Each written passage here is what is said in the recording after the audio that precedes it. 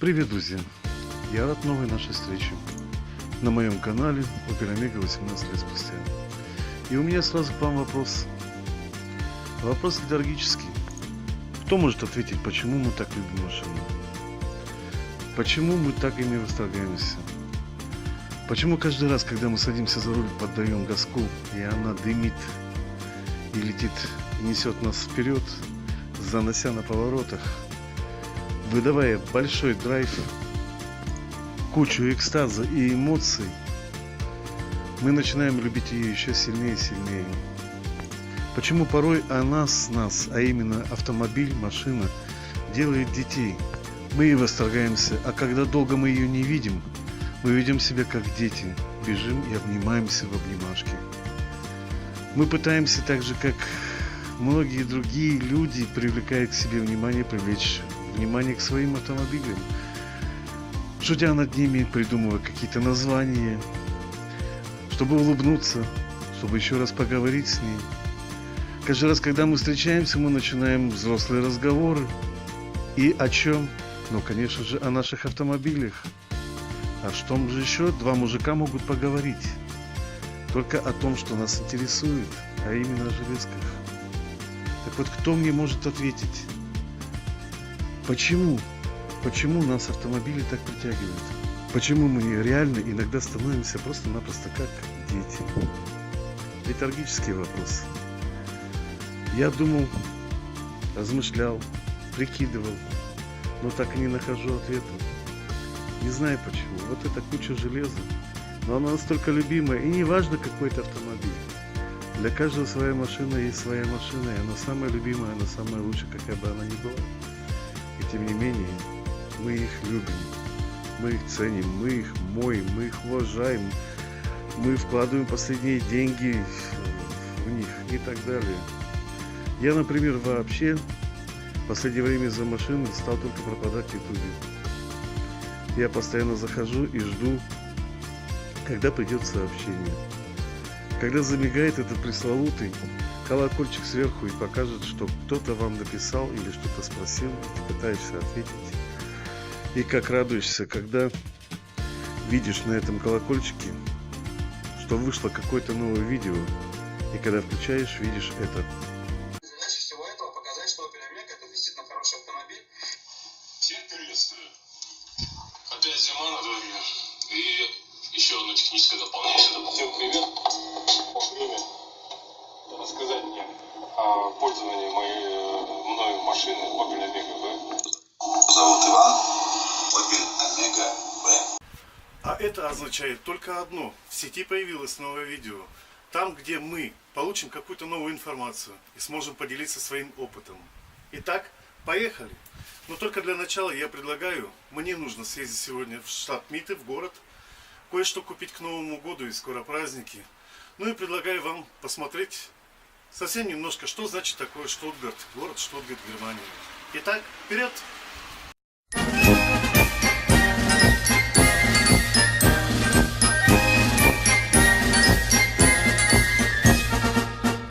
Die Soldaten in die Stadt marschieren, öffnet die Mädchen die Fenster und die Türen. Ein Warum, ein Darum, ein Warum, ein Darum, ein Los wegen Schinderasser, Schinderasser, Bund.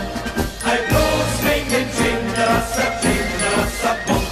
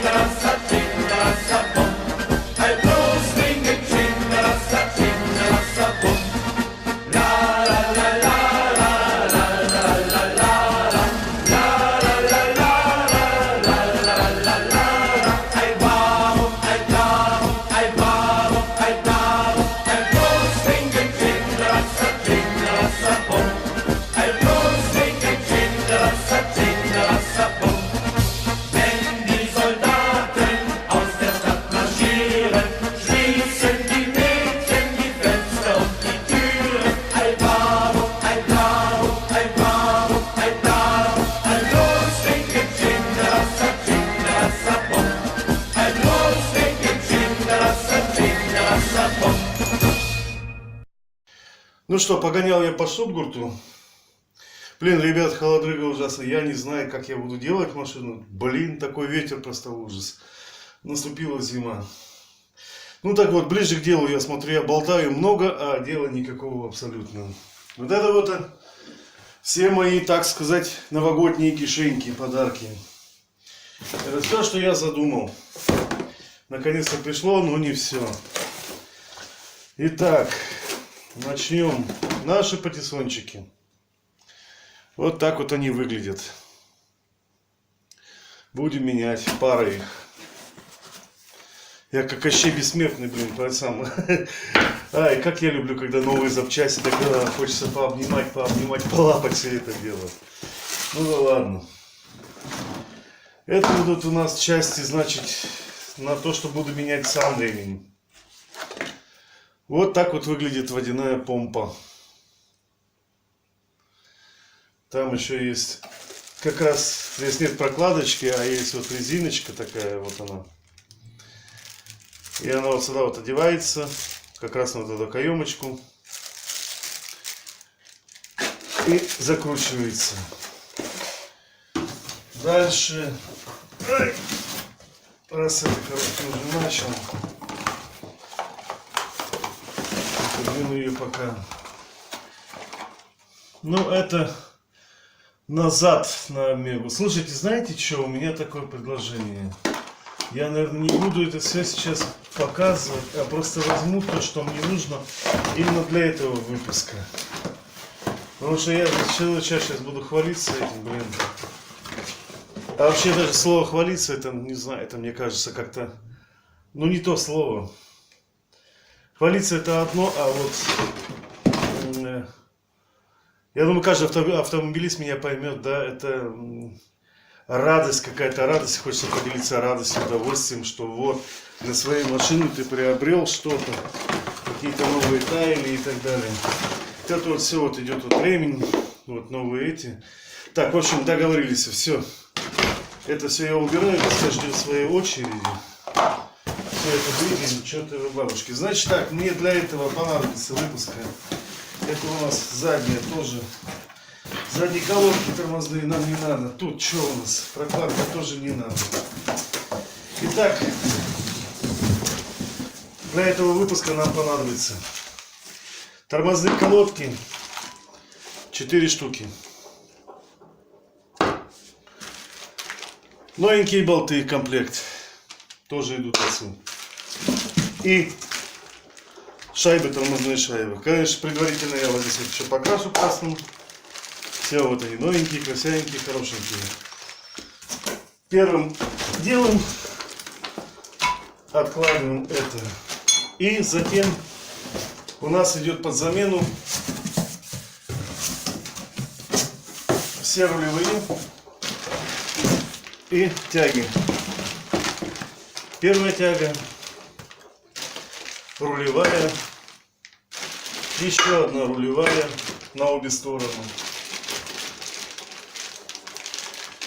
Еще торцу. Как же она называется?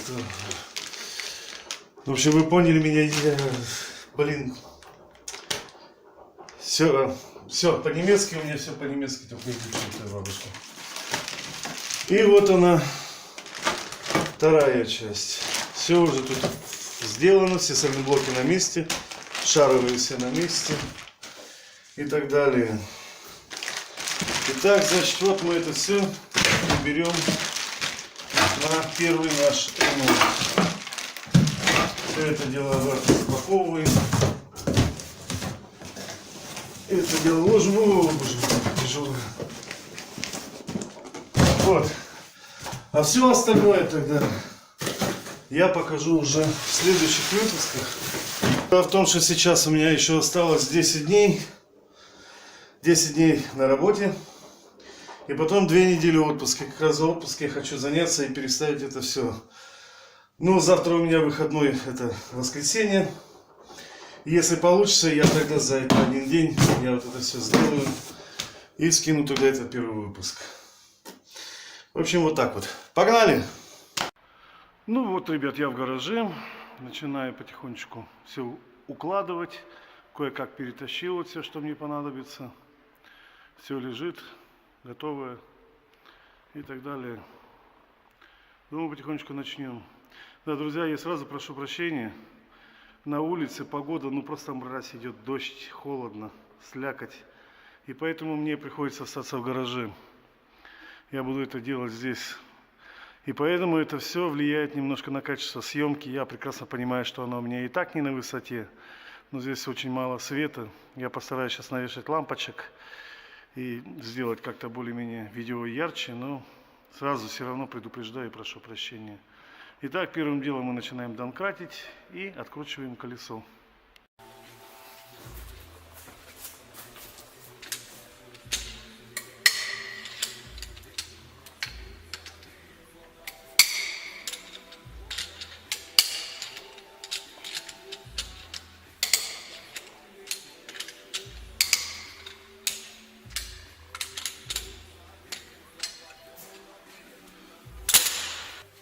Итак, так как нам придется снимать полностью тормозной диск, весь диск удалять, буду его выкидывать, нам это все частно можно будет снять. Чтобы заменить прокладки, колодки тормозные, достаточно было бы раскрутить вот здесь вот сзади, вот здесь сзади, 2 болтика.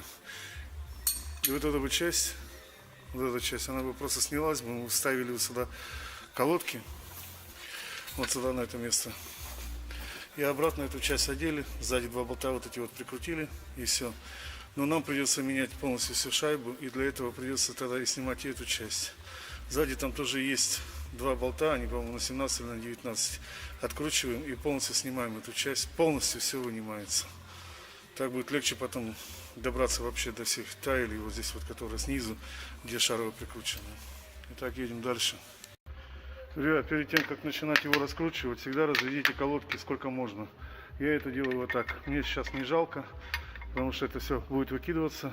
Я просто вставляю вот так отвертку и разжимаю их до конца. Столько, сколько можно будет. Полностью, чтобы они стали у вас свободные. Конечно, не рекомендую так делать, если вы хотите оставить колодки. Но если они под замен, то все. И все, у вас остается колодки свободны сейчас. Они болтаются внутри, и вы спокойно сейчас без проблем можете скинуть суппорт.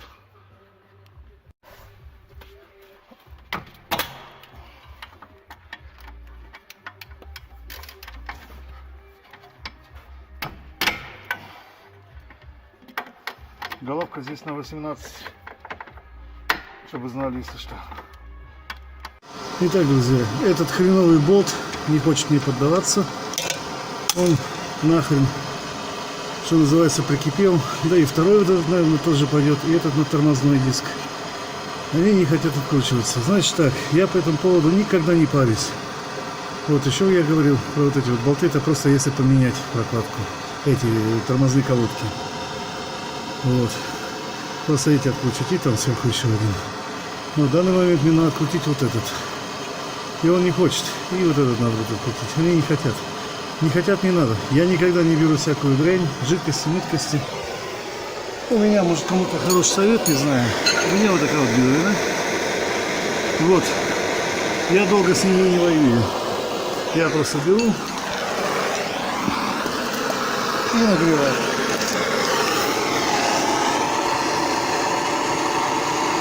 Хорошенечко грею этот болт и все, начинаю сюда.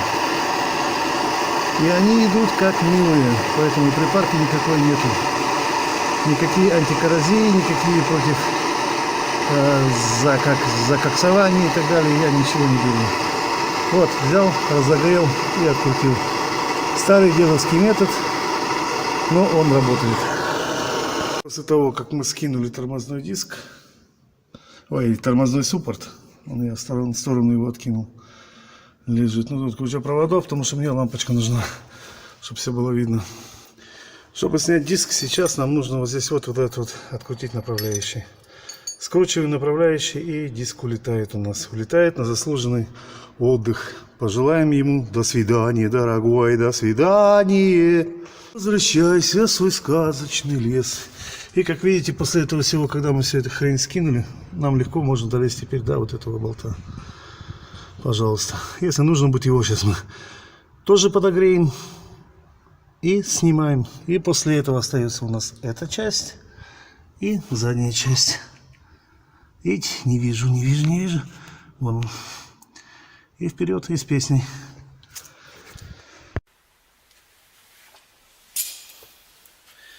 Итак, с полным чувством удовлетворения самим собой, весело присвистывая и громко припукивая, начинаем пытаться снять ее, открутив при этом все болты. А как мне провода мешают, это ужас. Ну да ладушки. Все. Чванькаться мы не станем. Мы ее наглым образом все отхерачим. Тормозной суппорт. Надо было прикрутить его, блин. Тороплюсь. Время мало. Ну да ладушки.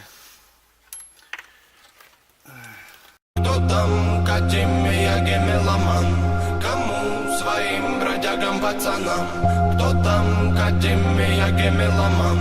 Кому своим бродягам, пацанам? За кордоном солнце находило свой приют, а мы все тут, а мы все тут, и все в порядке на борту. Перемены топали над тараном и рисовали берега, дабы не наваливала тьма, до талого, братан. За кордоном солнце находило свой приют, а мы все тут, а мы все тут, и все в порядке на борту. Перемены топали над тараном и рисовали берега, дабы не наваливала тьма, до талого, братан.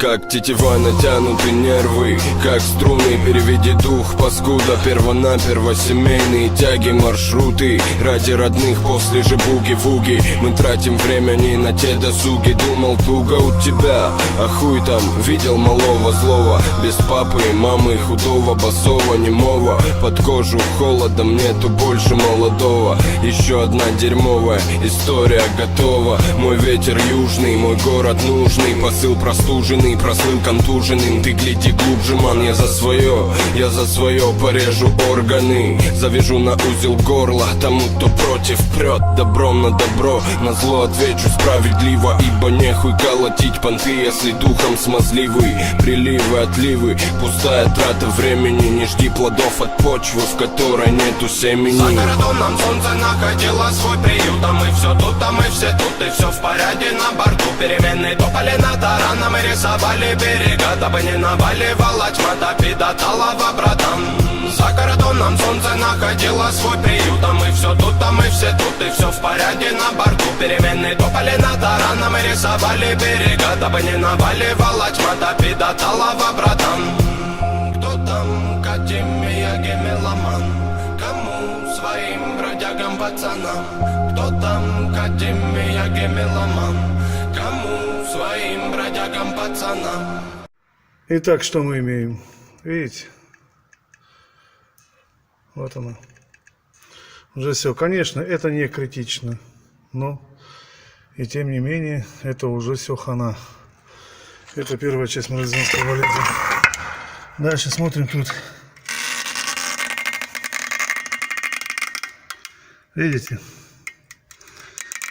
Это уже полный отстой. Все. Этому до свидос. Теперь шаровый.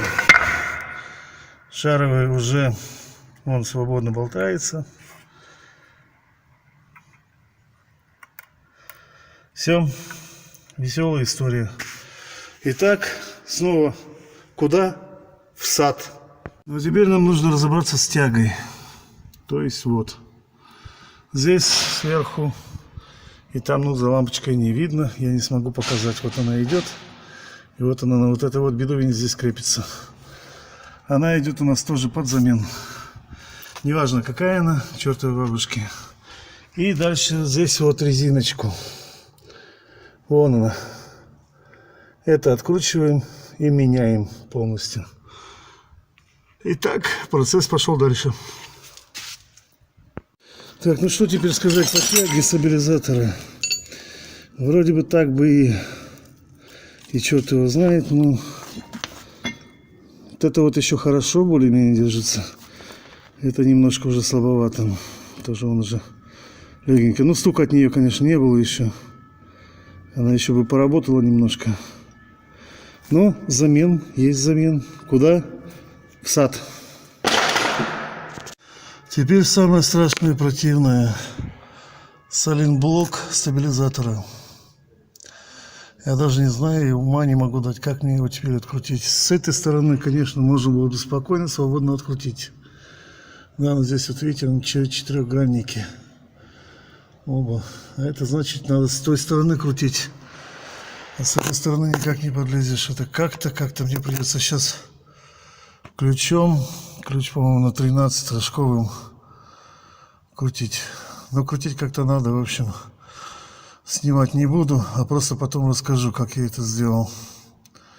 Потому что здесь неудобство страшное.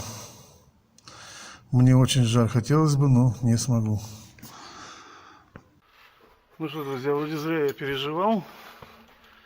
Это легко идет, оказывается. Здесь можно спокойно подлезть. И он мне, пожалуйста, откручивается очень легко, свободно. Так что это самая вещь, самая, скажем так, легкая. Дорогая, я тебе выпишу отпуск за это дело. Сейчас как выкину тебя отсюда. Но я думаю, что тут резиночка не подносилась. Они, в принципе, очень редко изнашиваются. Но все равно, я считаю, так менять, значит менять.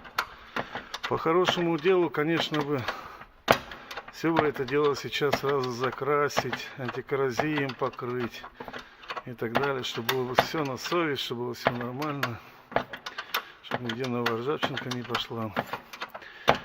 Но, увы, сейчас при нашей погоде это никак невозможно, она не высохнет просто-напросто. Будет в грязи все потом еще хуже. Так что это дело я оставлю до лета.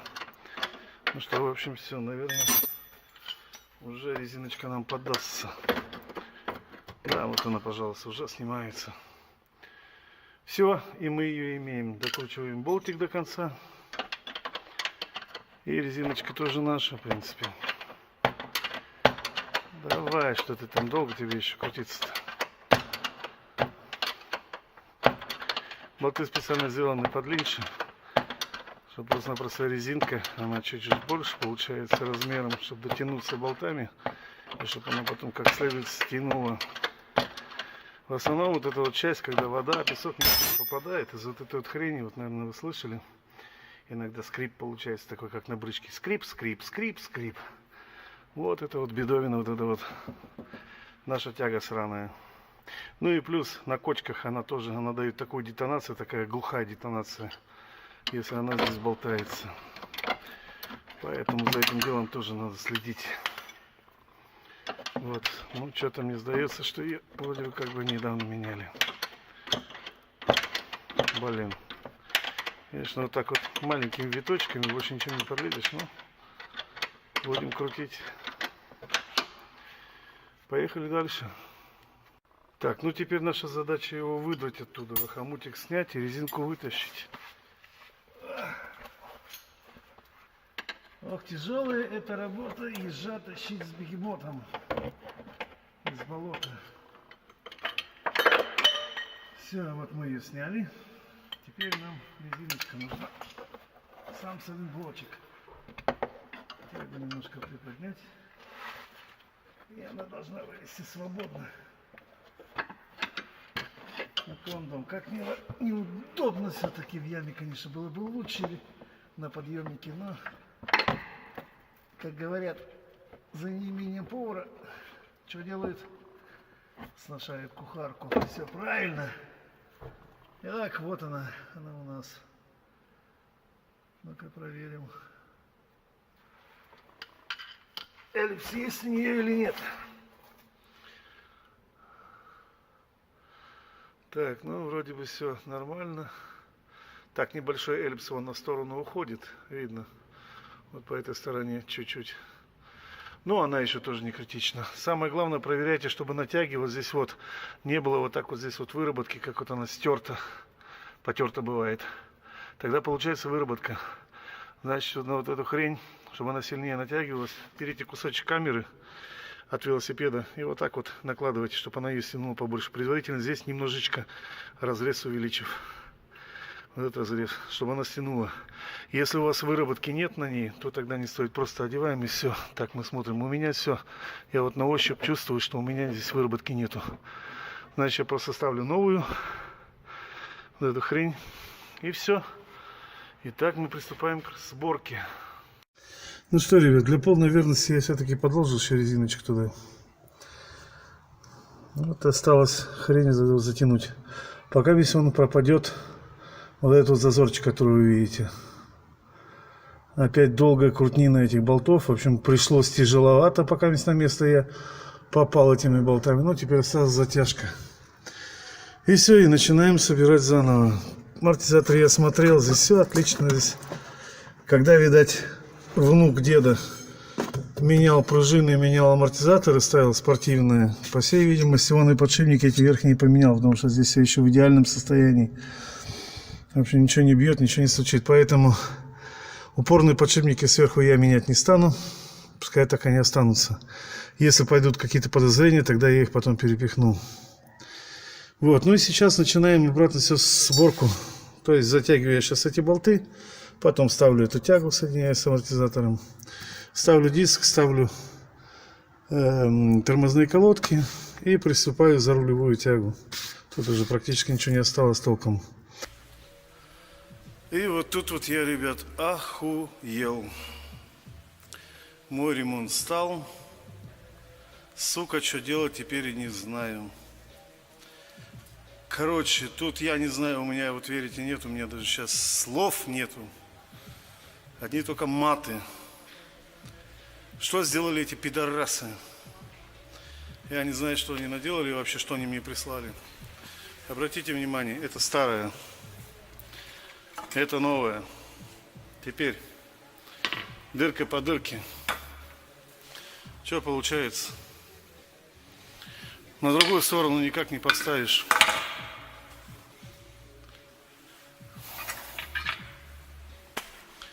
Вот такая хрень.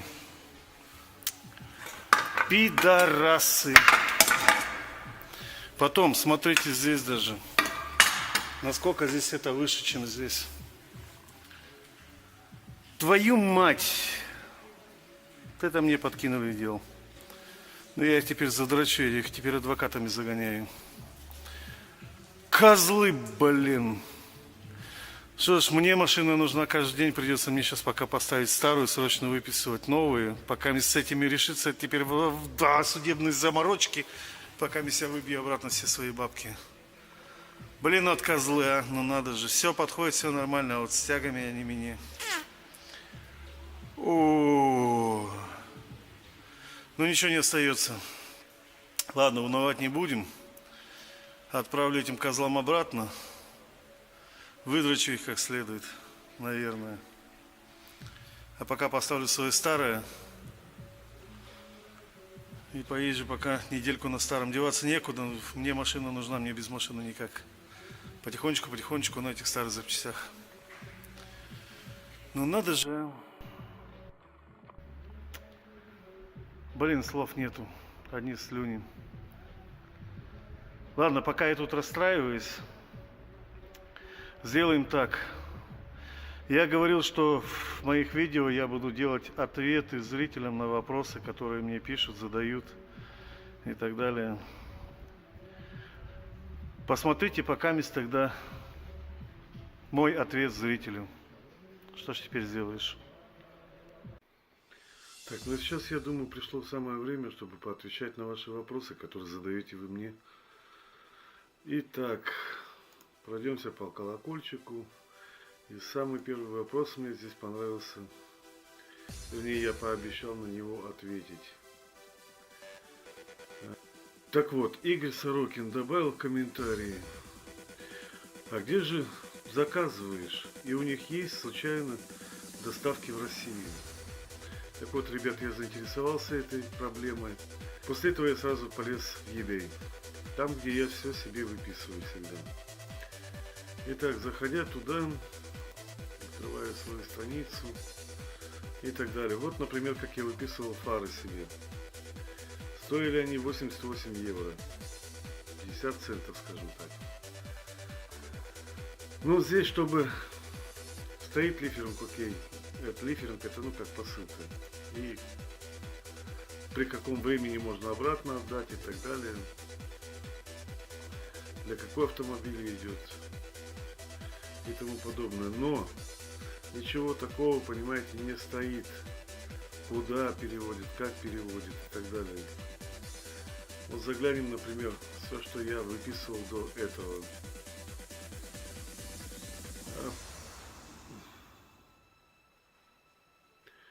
Вот как видите, я взял прокладки себе. Вот такие вот. Ну, это, блин. Это прокладки на крышку клапанов. Дальше посмотрим.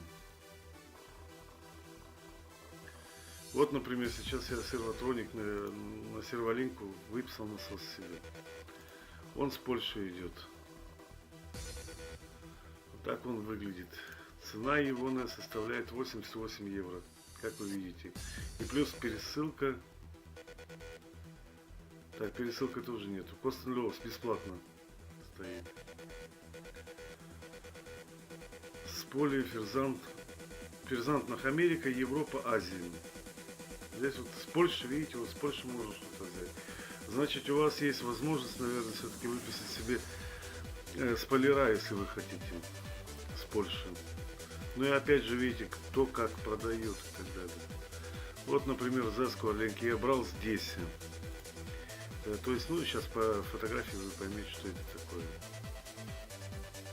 То есть, полностью набор. Шаровые и так далее. Стоит это все, как видите, 69,99. Без пересылки. Костенлёвс пересылка. Здесь вот только написано, что все, что только можно вернуть в течение 30 дней. Нет, нету. Ай, дальше посмотрим, что там еще у нас. Вот, например, патиссон я выписал тоже. Но это все сейчас я буду показывать, все посмотрите. Патиссончики. Стоит 16 евро они. Дальше идем. Тормозные диски. Передние. Они идут вместе, сразу уже вместе с колодками. Такой вот наборчик. Все это удовольствие мне обошлось в 80 евро. 80,38. Тоже не написано куда, что. Написано о том, что либо посылкой, либо можно самому это забрать. Все.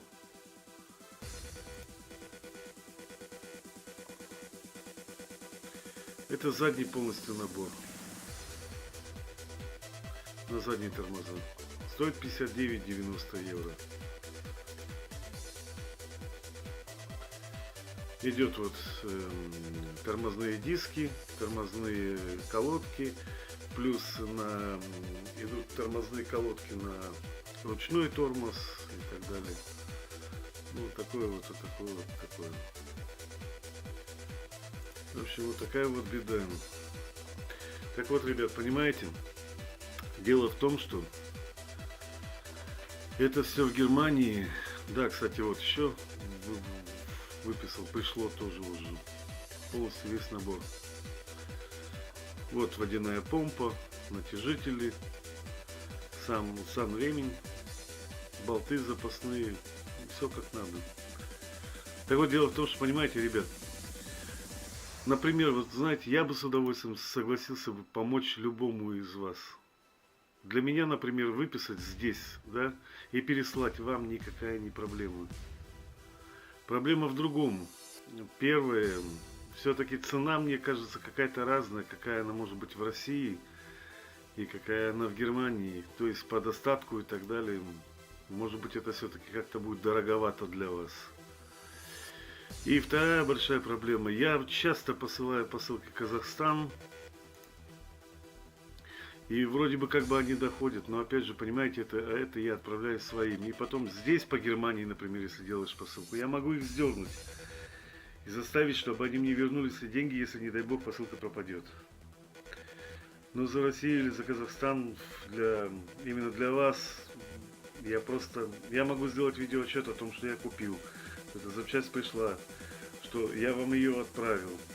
Но дойдет ли она, не дойдет до вас, вот этого я не могу обещать, и поэтому я не знаю, как. Если кто хочет рискнуть, мы можем обменяться как-то телефонами или WhatsApp, желательно WhatsApp.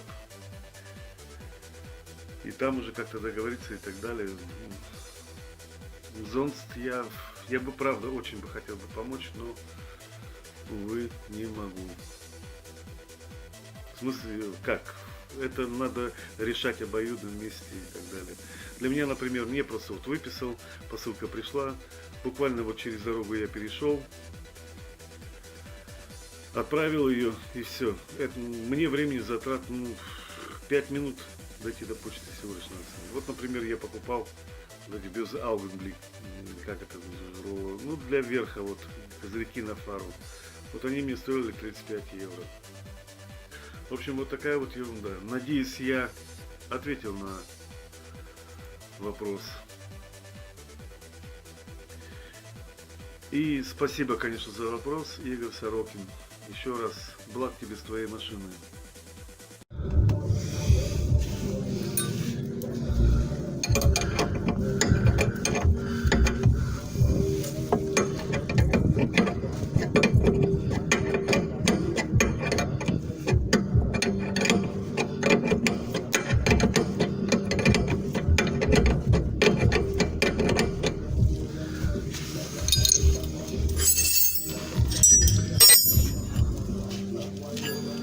Надеюсь на вопрос моего зрителя, подписчика, я ответил полностью. Если будет вопрос, конечно, задавайте. Ну, я немножко успокоился, что ж поделаешь. Продолжаем ремонт дальше. Надеюсь, сейчас меня диски не разочаруют, так как разочаровали нижние упоры, блин. Ну ладно, ставим диски. Все в таком же порядке, что и до этого.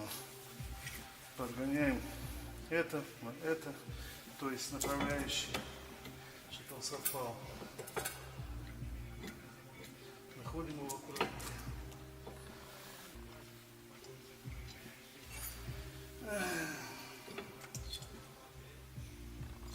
Да, действительно, такие вот ремонты, когда происходит такая хрень, честное слово, на душе аж кошки шкребут. И не столько денег жалко, сколько времени. Вот сейчас вот так надеялся, что все, закончу, сделаю. И одна сторона, и забуду про нее. И буду наслаждаться, кататься со своей мешкой. Из-за вот таких вот козлов, блин. Елки зеленые. Все, диск у нас на месте. Где у нас еще шоркает? Все в порядке, все нормально. Теперь ставим эту часть на место. Ну и собираем колодки. Попробую оставить камеру, чтобы видно было как, что, и чтобы не мешало.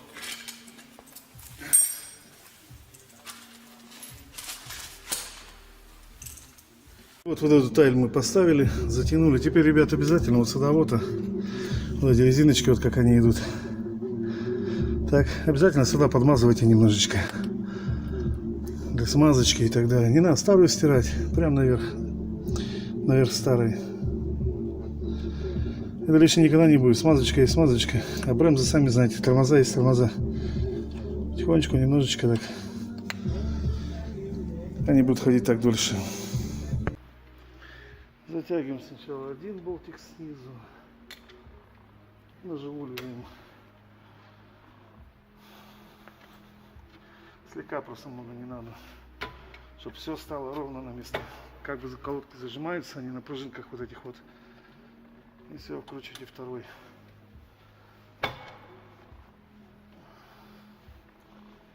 Все, будем считать, что тормоза на месте собраны. Ну что, ребят, все, тормоза на месте. Я останавливаю тогда ремонт.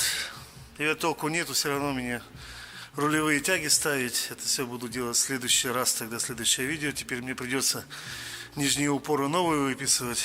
И тогда продолжим. Ну и до новых встреч, пишите. На этот раз, наверное, ставьте побольше дизлайков.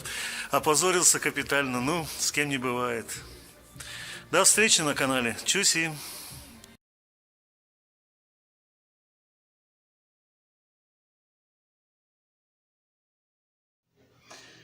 Ну что ж, на этом, наверное, закончим этот выпуск. Этот выпуск, наверное, я назову один из самых неудачных моих выпусков. Хотя так и не могу понять, почему. Я когда выписывал эту запчасть, я даже ВИН-код забивал туда. И мне показалось, что эта запчасть подходит ко мне. И нет бы дураку, сразу бы примерить бы, елки-палки.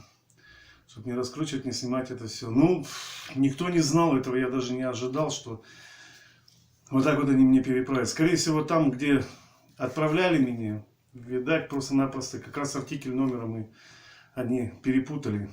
Я даже не могу понять, откуда это.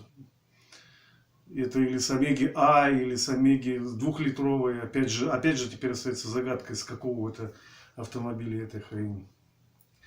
Вот, ну я не расстраиваюсь. Сейчас уже через несколько дней у меня отпуск. Я займусь в полную очередь дальше. У меня уже будет больше времени, больше видосов и так далее. Как раз придут запчасти. Я прямо сейчас сяду, выпишу себе. И так далее.